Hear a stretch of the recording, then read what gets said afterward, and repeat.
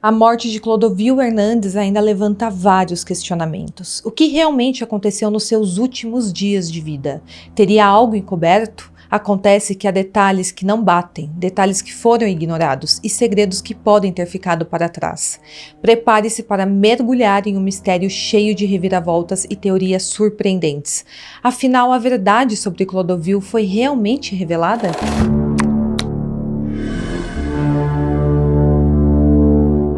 Olá pessoal, sejam bem-vindos de volta ao canal e hoje mais uma vez vamos abrir a caixa de Pandora com mais um caso muito misterioso para vocês.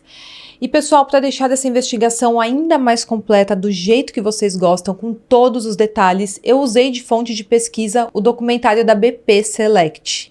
Essa é uma plataforma de streaming, para quem não conhece, onde você pode apertar o play sem medo de perder tempo, sem medo de se arrepender ou de assistir algo ruim, porque acontece o seguinte, pessoal, os documentários e os filmes ali dentro são extremamente selecionados. Tem também a programação exclusiva que eles mesmos produzem e é excelente, como por exemplo o programa Investigação Paralela. É uma série com diversas temporadas e cada episódio é uma investigação criminal diferente e a própria BP Select que produz esse conteúdo muito bom para vocês. E vocês que gostam de casos criminais, curtem esse tipo de assunto, vocês vão amar, eu tenho certeza. Então já baixa o aplicativo da BP Select ou entra no site e conheça porque vale muito a pena. Pega essa dica aí.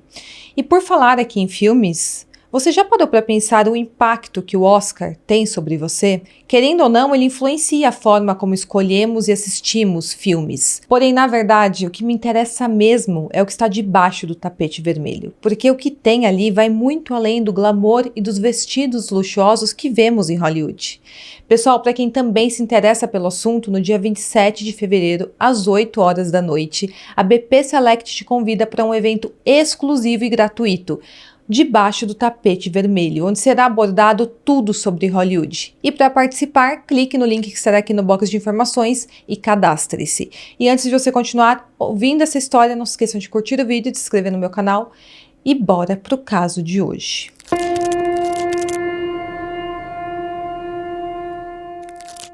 Clodovil Hernandes nasceu em 17 de junho de 1937 na cidade de Elisiário, interior do estado de São Paulo.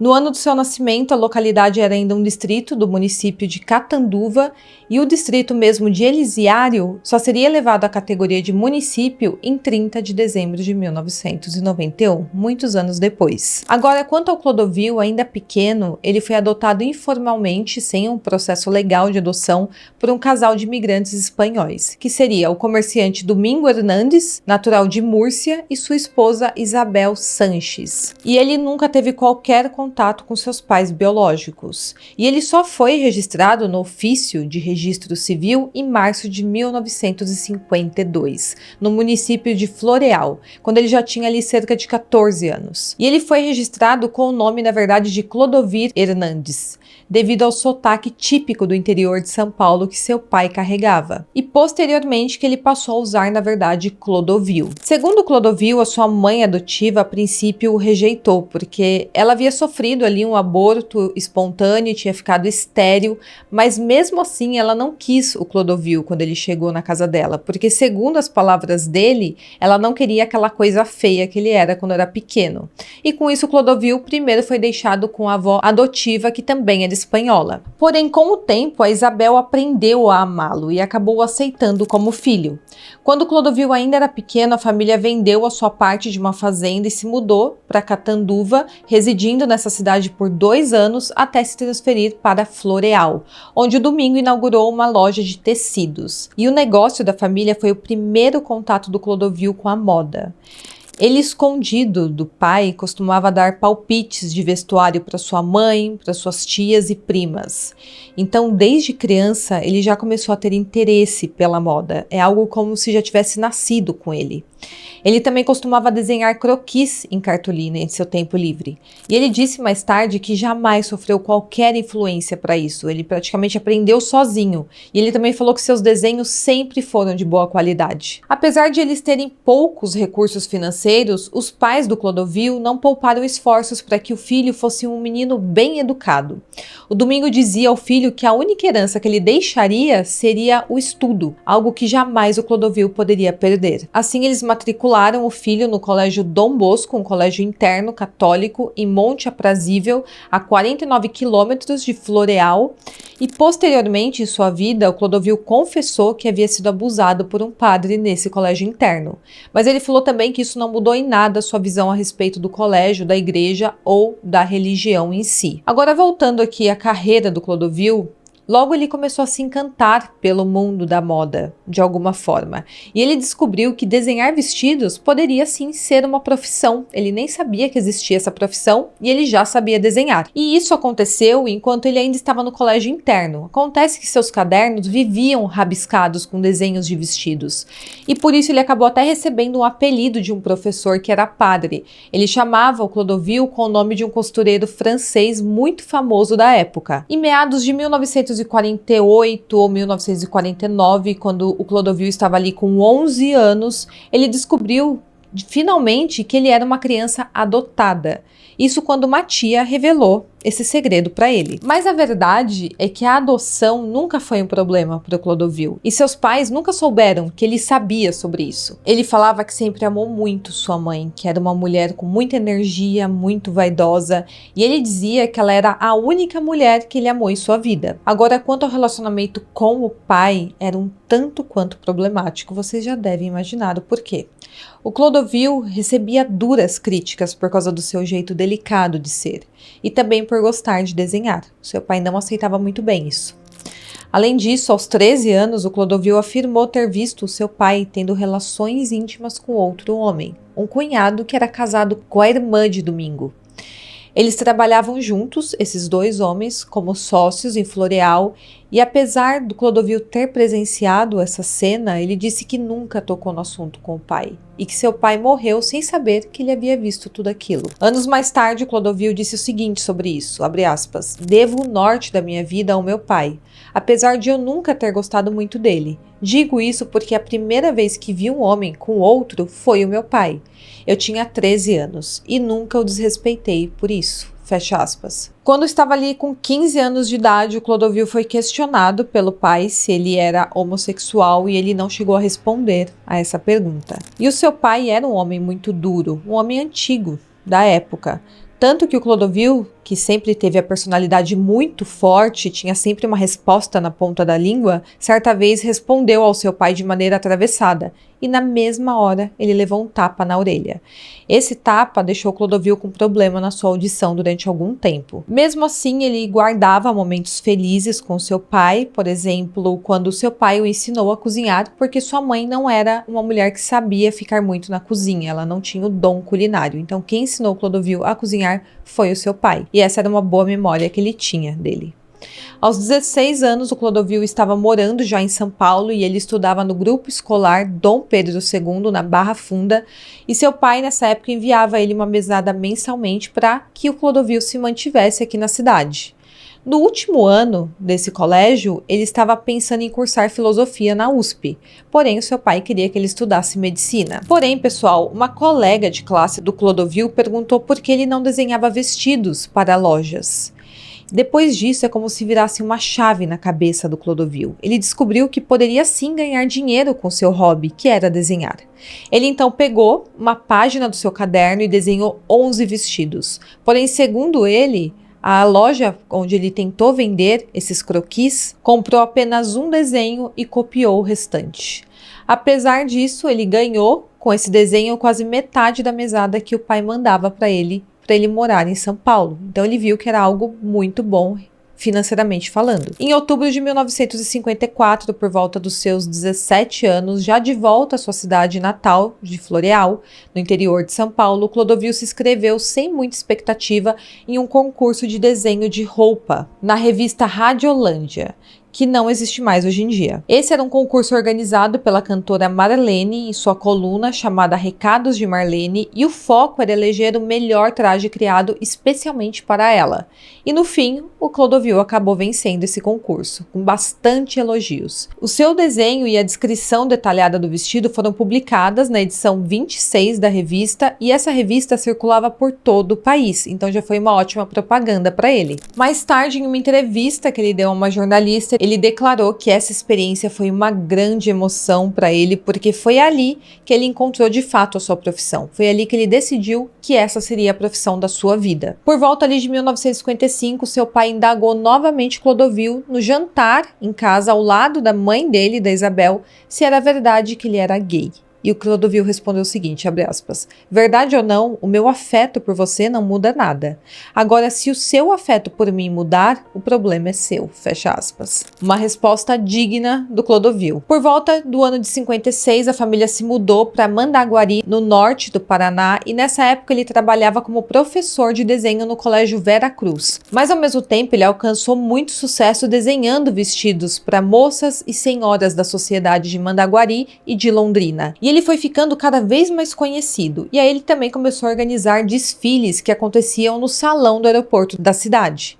Em meados de 57, quando ele percebeu que poderia expandir sua carreira na moda, ele veio de novo para São Paulo, e aí ele recebeu todo o apoio do prefeito de Mandaguari, que pagou a passagem de avião para ele e também as despesas para se manter aqui na capital. E assim, ele abandonou a sua breve carreira de professor para seguir o seu sonho de se tornar um costureiro e estilista. Em sua segunda vez morando em São Paulo, Clodovil trabalhou brevemente para Scarlett Modas, e a dona, chamada Maria Augusta Teixeira, foi quem lapidou o Clodovil de alguma forma. Acontece que essa loja trazia novidades da Europa e também organizava desfiles frequentados por damas da alta sociedade paulistana, como por exemplo a Odete Matarazzo, também outras personalidades. Porém, esse estágio acabou não durando muito, porque o Clodovil teria sido demitido após chamar a dona da loja de tia. Ele também trabalhou como costureira para uma casa de alta costura chamada Signorella, de grande prestígio, localizada em Higienópolis, e ele era um dos responsáveis pelos figurinos da casa. Durante seu trabalho nessa loja Signorella, o Clodovil conquistou 2 prêmios para a boutique. Durante os festivais de moda, ele ganhou o prêmio de agulha de ouro e também o prêmio agulha de platina para o melhor traje a rigor. Porém, o Clodovil, com seu jeito nada sutil, acabou tendo desentendimentos com a dona da boutique e acabou sendo demitido por ela. Depois de vencer esses 2 prêmios nos festivais de moda de 60 e 61, o Clodovil passou a conquistar para si cada vez mais clientes da alta sociedade de São Paulo. O seu talento para moda, que era nato, foi reconhecido por mulheres de várias origens sociais, desde artistas, como por exemplo Elis Regina e Cacilda Becker, a empresárias como Hebe Alves, a antiga proprietária das lojas Mapping, e também as famílias Diniz e Matarazzo, a alta sociedade aqui de São Paulo. E deste momento em diante, o Clodovil fez muito sucesso no mundo da moda. Ele se tornou um dos estilistas mais conhecidos do Brasil. Mas não só no mundo da moda ele se destacou, como também no mundo da comunicação.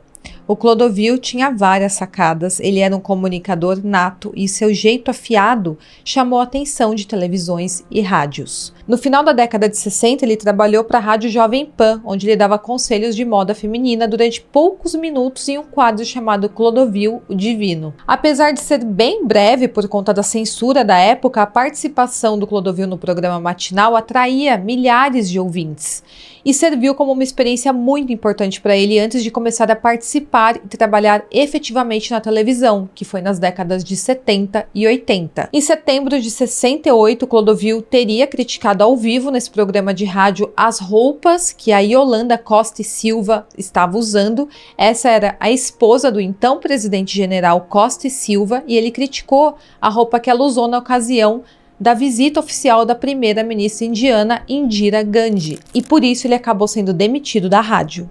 Anos mais tarde, o Clodovil desmentiu tudo isso. Ele disse que não havia criticado as roupas da primeira-dama, mas sim a sua atitude. Ele disse o seguinte, abre aspas, eu não critiquei a roupa dela. Não, eu critiquei a atitude dela. Ela recebendo a Indira Gandhi, ela parecia uma espanhola enlouquecida, com vestido de veludo azul marinho, com sutiã azul marinho. Era uma espanhola louca. Digo, é pior do que uma brasileira enlouquecida. Pelo menos ela estava de candomblé, né? Fecha aspas. Em algum momento, Clodovil solicitou ao Tribunal Federal de Recursos para liberar o seu programa de rádio, o Clodovil o Divino, porém esse pedido acabou sendo negado, uma vez que, segundo as autoridades da época, a inflexão da voz do Clodovil afrontava o disposto no item C do decreto da época, que era divulgar ou induzir aos maus costumes. Então eles falaram que o Clodovil estava induzindo ou divulgando maus costumes. Ele então mirou na televisão para tentar alavancar ainda mais a sua carreira de estilista.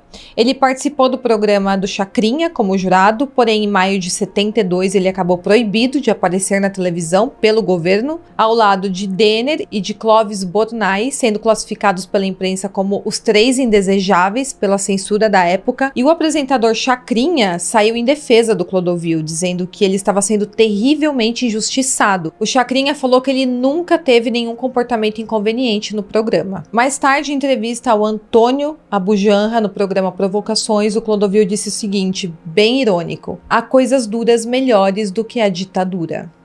Na década de 70, ele também fez aulas de canto e começou a se apresentar como cantor em boates e shows privados. E na época, o jornal Diário de Notícias escreveu que o costureiro estava atacando de cantante, de uma forma bem jocosa com ele. Em 1977, o Clodovil participou do programa 8 ou 800, apresentado por Paulo Gracindo na Globo, e ele respondeu corretamente todas as perguntas desse programa, e com isso ele venceu o prêmio máximo de 800 mil cruzeiros. Porém, pessoal, teve um problema aqui. Ao retirar o dinheiro da caderneta de poupança Delfim, instituição financeira que patrocinava o programa, o Clodovil percebeu que só teria direito a 566 mil cruzeiros, em razão da incidência de 30% do imposto de renda. Ele ficou indignado e com isso ele se recusou a receber o prêmio e criticou bastante o grupo Delfim. O Clodovil também trabalhou como figurinista em muitas produções brasileiras, como filmes, novelas, peças de teatro, às vezes atuando como ele próprio nas cenas, o que ajudava bastante a promover o seu trabalho no mundo da moda, então ele foi ficando cada dia mais conhecido. Em 1980, já consagrado como um estilista da elite brasileira, o Clodovil foi convidado pela TV Globo para participar da equipe de apresentadores do TV Mulher, que foi o seu primeiro programa de televisão oficial.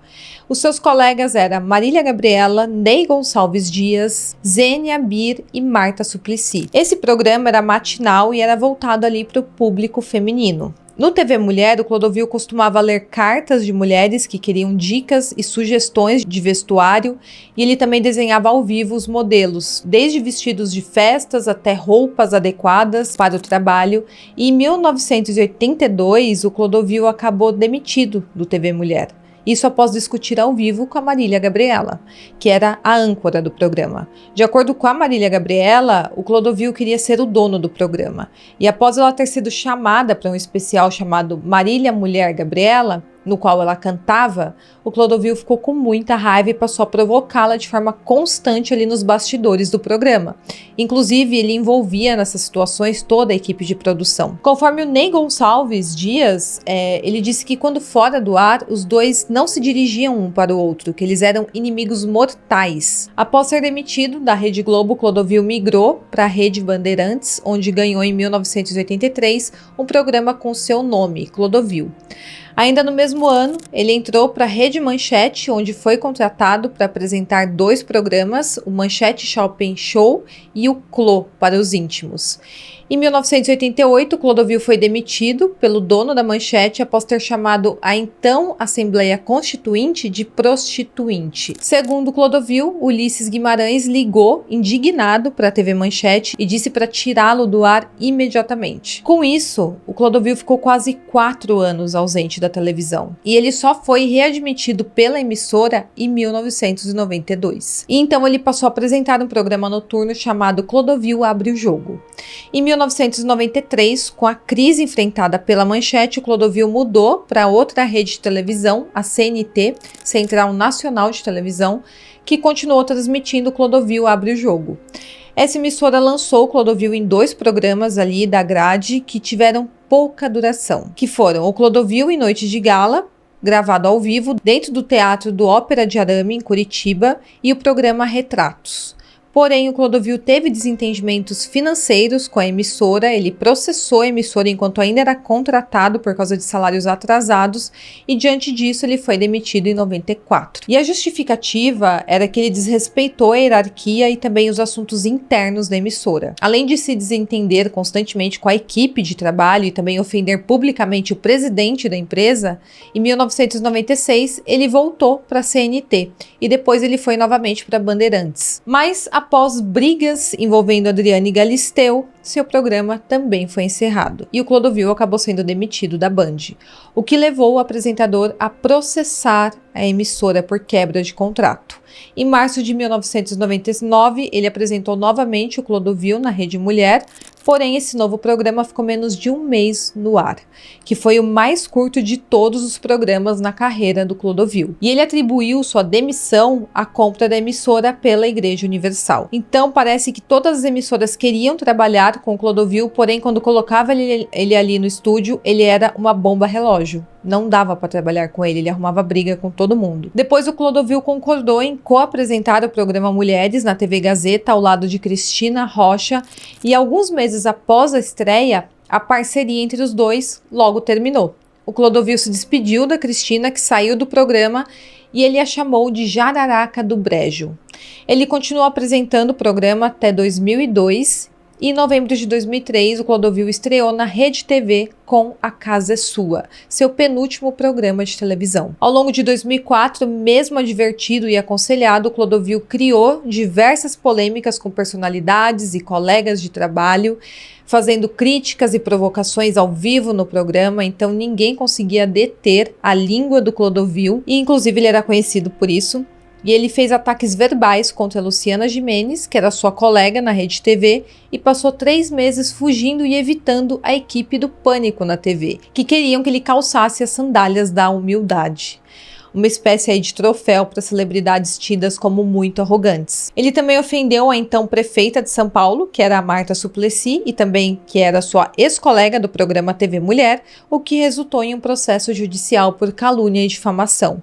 Ele criticou também o presidente da Band, o que fez com que seu programa deixasse de ser ao vivo por decisão dos diretores da emissora. O último dos conflitos criados pelo Clodovil na Rede TV foi o que justificou a sua então demissão no dia 12 de janeiro de 2005.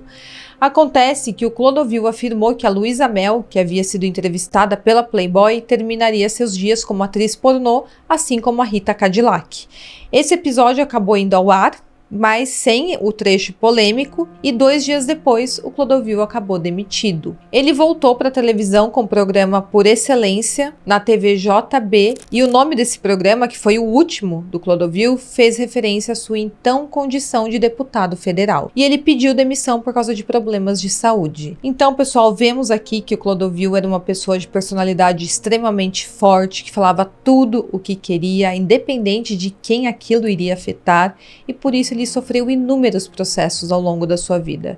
E fora isso, ele também tinha uma vida muito luxuosa. Isso fez com que ele gastasse muito dinheiro, tanto em processos quanto com a sua vida cheia de luxos. E às vezes ele gastava muito mais do que ele ganhava. Em 2006, novamente, ele foi demitido da televisão e o Clodovil decidiu finalmente entrar para a política. E ele se candidatou a deputado federal pelo Partido Trabalhista Cristão, PTC. Em sua campanha política na televisão, ele dizia que, se eleito, Brasília nunca mais seria a mesma, se valendo aí também de ironias, como por exemplo a frase: Vocês acham que eu sou passivo? Pisa no meu calo para você ver. E de fato, pessoal, não tem como. Eu acho o Clodovil genial e muito engraçado. Bom, na sua carreira política, ele acabou eleito com 493 mil votos e se tornou o terceiro deputado federal mais votado do país e também de São Paulo. E também o primeiro homossexual assumido a ser eleito deputado federal. Ele se declarava contra a parada do orgulho LGBT, ele era contra o casamento homossexual e o movimento LGBT brasileiro,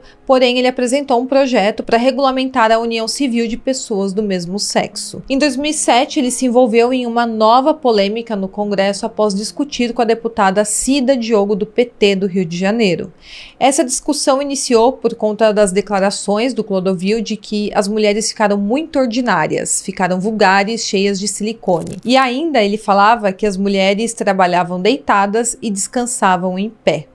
Ao ser questionado pela deputada quanto a essa declaração, ele respondeu o seguinte: digamos que uma moça bonita se ofendesse porque ela pode se prostituir. Não é o seu caso. A senhora é uma mulher feia. E tudo isso fez gerar uma polêmica gigantesca. Digamos que uma moça bonita se ofendesse porque ela pode se prostituir. Não é o seu caso, a senhora é uma mulher feia. Vai ser senhora, família. Agora eu tenho culpa que ela nasceu feia. Em sua vida pública, o Clodovil sempre fez questão também de demonstrar a sua espiritualidade e também de evidenciar o amor recíproco entre ele e Deus, e ele foi criado como católico romano. Em 2008, ele afirmou sem revelar nome que só amou decididamente uma única pessoa e que ele queria, na verdade, que o sentimento fosse recíproco. Ele falou que certa vez pegou essa pessoa e foi embora para Paris para passar um tempo juntos, e a pessoa em questão, que era um homem, segundo Clodovil, ressurgiu em sua vida no Natal de 2007, escrevendo a ele que amava muito a sua esposa e filhos, mas não tanto como amou o Clodovil. Agora, infelizmente, chegamos na parte da morte do Clodovil. Eu tentei fazer um apanhado aqui de toda a vida dele, início da carreira, começo da carreira na moda, depois quando ele passou a ser apresentador, trabalhou como ator, depois virou deputado federal. Claro que eu não consegui abordar tudo aqui, senão ficaria um vídeo gigantesco, mas eu fiz um apanhado aqui dos principais elementos da vida do Clodovil para entender até a formação dele até chegar neste ponto. Então agora eu vou falar sobre a morte e em seguida sobre a investigação sobre o que teria causado de fato a morte de Clodovil. Bom, Clodovil foi diagnosticado em 2005 com um tumor maligno na próstata e ele retirou esse tumor em uma cirurgia e ele nem precisou fazer tratamentos complementares.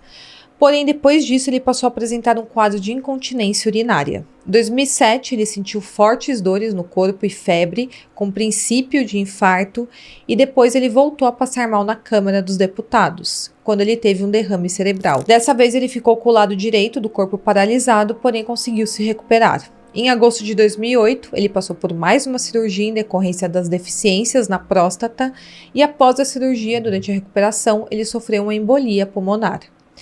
Infelizmente, algum tempo se passou até que o segundo AVC aconteceu e ele faleceu no dia 17 de março de 2009, após ser registrada sua morte cerebral, causada por um AVC. Ele foi encontrado na época inconsciente em seu quarto em Brasília e foi levado para o hospital e não resistiu.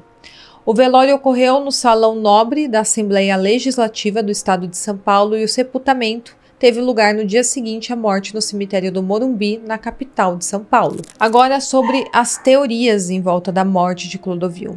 A primeira teoria é que de fato Clodovil estava passando por inúmeros problemas de saúde, ele tinha um problema de pressão arterial que teria causado o AVC e que levou à sua morte. Porém, pessoas próximas a ele começaram a dar algumas declarações estranhas depois que ele faleceu. Por exemplo, o Ronaldo Esper.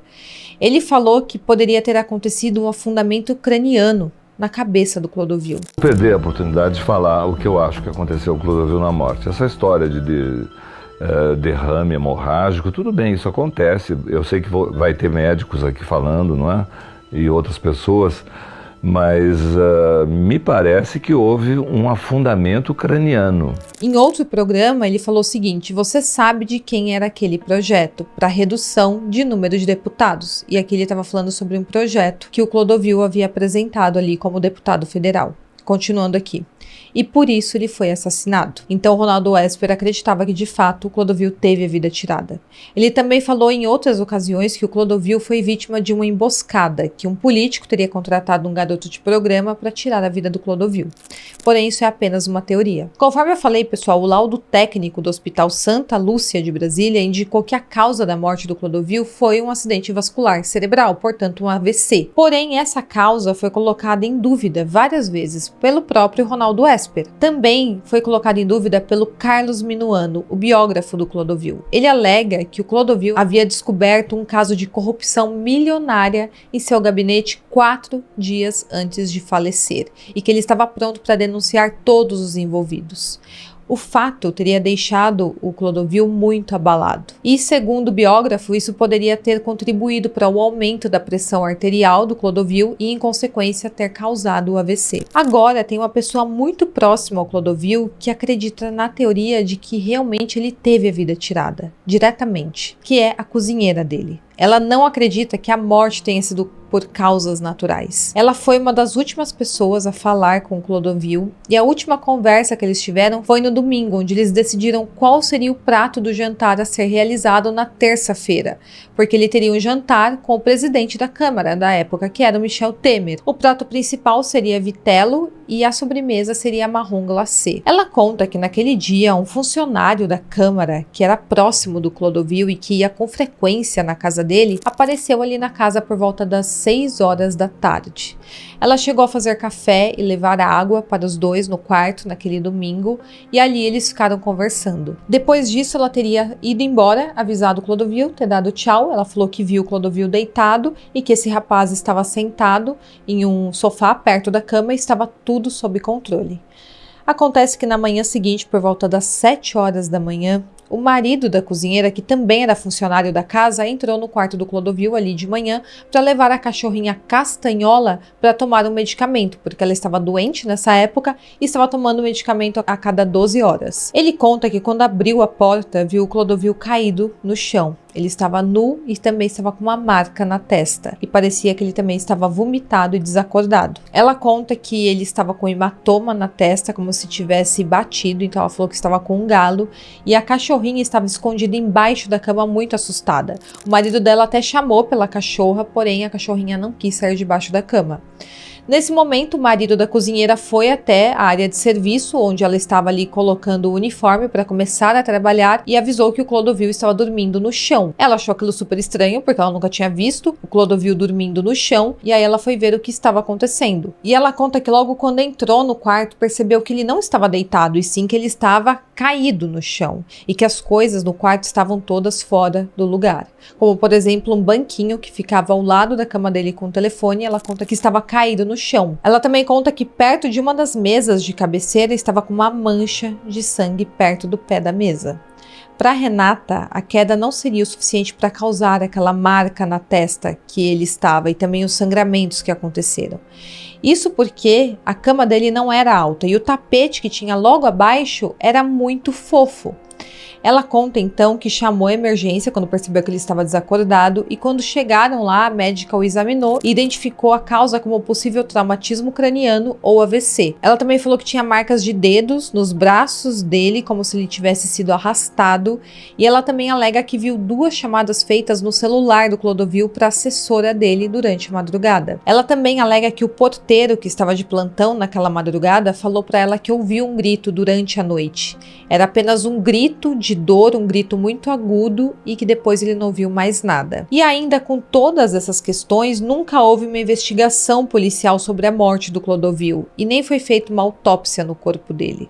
O resultado da morte sempre foi morte natural e a cozinheira diz ainda que o motivo que poderia ter levado o crime contra a vida do Clodovil teria sido a corrupção que ele descobriu que estava acontecendo dentro do seu gabinete.